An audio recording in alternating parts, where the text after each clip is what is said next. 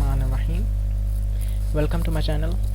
Today we are going to discuss a program which is related to perfect deficit and abundant numbers, checking it कि number को कब perfect number कहा जाता है, कब deficit और कब अबंडेंट कहा जाता है। सो इसके लिए पहले इस कॉन्सेप्ट को अंडरस्टैंड करना ज़रूरी है। जो परफेक्ट नंबर है, सपोज़ एक नंबर, मैं नंबर के थ्रू आपको अंडरस्टैंड करवाता हूँ कि अगर एक नंबर 6 है, ठीक है, तो मैं उस नंबर को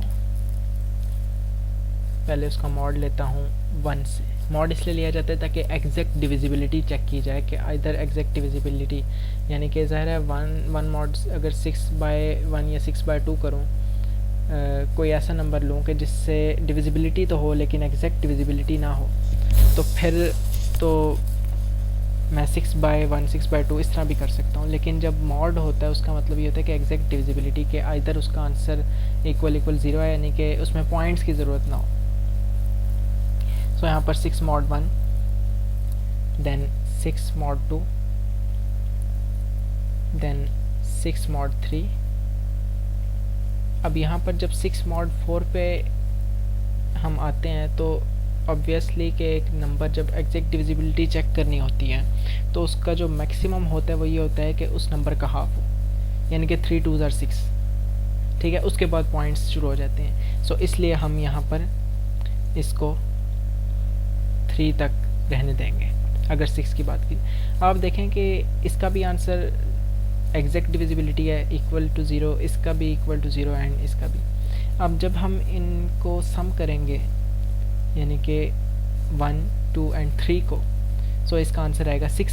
आपने देखा कि 6 और 6 ये दोनों इक्वल है, so this is a perfect number. और सपोज़ अगर इसका आंसर किसी नंबर का, यहाँ पर कोई और नंबर होता और उसका आंसर उससे ज़्यादा आ जाता, ठीक है, उसका सम ज़्यादा आ जाता उस नंबर से, तो वो अबंडेंट होता।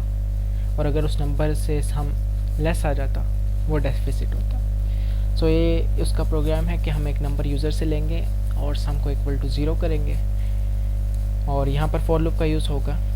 और जिस तरह से मैंने यहाँ पर 6 1 से मॉड लिया 2 से 3 से, तो आप देख रहे हैं कि 1 का इंक्रीमेंट होकर आ रहा है, एक स्पेसिफिक ऑर्डर बन रहा है। सो ये हम यहाँ पर i की वैल्यूज़ को बड़े इजीली यूज़ कर सकते हैं, क्योंकि i की वैल्यू फर्स्ट टाइम 1 होगी, फिर 2 होगी, फिर 3 होगी और अप टू n। सो यहाँ पर n की भी ज़रूरत नहीं है, क्योंकि n को भी यहाँ पर लिखना कोई इशू नहीं होगा, लेकिन यहाँ पर बेटर है कि n के बजाय n/2 लिखा जाए। उसकी रीज़न ये है कि प्रोग्राम बस कंपाइल होता जाएगा और हमारा टाइम ज़्यादा लेगा, कंपाइल टाइम, जब हमें पता है कि n/2 से ज़्यादा नहीं हो सकता, ये पॉसिबिलिटी ही नहीं है। सो यहाँ पर हम बारी बारी चेक करेंगे उसका मॉड लेकर, अगर एग्जैक्टली इक्वल टू 0 है सो हम उसको sum is equal to sum plus i कर देंगे, ठीक है। अब यहाँ पर जिस तरह से 1 + 2 + 3 मैंने किया था तो 6 आया था, यही सेम यहाँ पर हो रहा है कि उसका सम कैलकुलेट हो रहा है ताकि पता चले कि either it is perfect, deficit और abundant. So if sum equals n, it is if condition, then the number is perfect number, and here else if is better than if, and if sum is less than n, then it is deficit number, and last is abundant। अब जिस तरह से मैंने आपको बताया कि यहाँ पर n/2 किया, इसी तरह से मैं यहाँ पर if के बजाय if else if का यूज़ कर रहा हूँ। उसकी रीज़न ये है कि या वो नंबर परफेक्ट होगा, या डेफिसिट होगा, या अबंडेंट होगा, यहाँ पर यही पॉसिबिलिटी है। तो इसलिए मुझे यहाँ पर एल्स इफ यूज़ करना पड़ेगा, क्योंकि एल्स इफ में होगा कि जब भी रिज़ल्ट आ जाएगा तो प्रोग्राम एंड हो जाएगा और ऐसे ही बस इफ़ की कंडीशन एग्जीक्यूट नहीं होगी। कंपाइल टाइम के लिए ये सूटेबल है करना। अब यहाँ पर मैं जिस तरह 6 की एग्जांपल दी थी मैंने आपको, so you can see the number is deficit।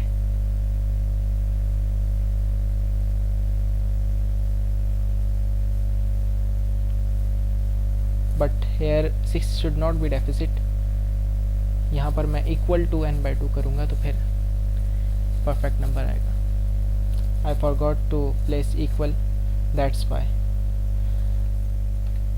So now you can see the number is perfect number.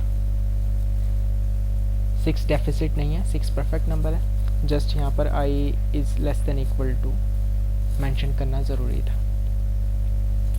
सो अब मैं यहाँ पर एक नंबर एंटर करता हूँ 8. You can see it is deficit. इसको आप चेक भी कर सकते हैं कि 8 कैसे डेफिसिट है. उसका मैंने आपको मेथड बताया कि फॉर लूप में आप जब सी आउट की स्टेटमेंट यूज़ करेंगे तो एक तरह से वो आपके लिए ड्राई रन होगा. सो यहाँ पर अब मैं you can see it is abundant.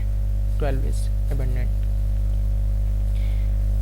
So जब भी इस तरह प्रोग्राम करें तो इसमें कंपाइल टाइम का माइंड में रखें, क्योंकि इस तरह आपको प्रैक्टिस होती है और आपका जो ग्रिप है वो कंपाइल टाइम के माइंड में रखते हुए आपके जो प्रोग्राम्स बनते हैं, क्योंकि ये एक इम्पॉर्टेंट होता है कि हमारा प्रोग्राम कितनी जल्दी रन होता है. बेशक वो मिली सेकेंड्स हों या सेकंड का मतलब माइक्रो सेकेंड्स हो, लेकिन ये चीज़ इम्पॉर्टेंट है टाइम को माइंड में रखना, कंपाइल टाइम को. So if you have still any confusion you can leave a comment and you can also visit my website. I will share the link of my website in the description. Thank you.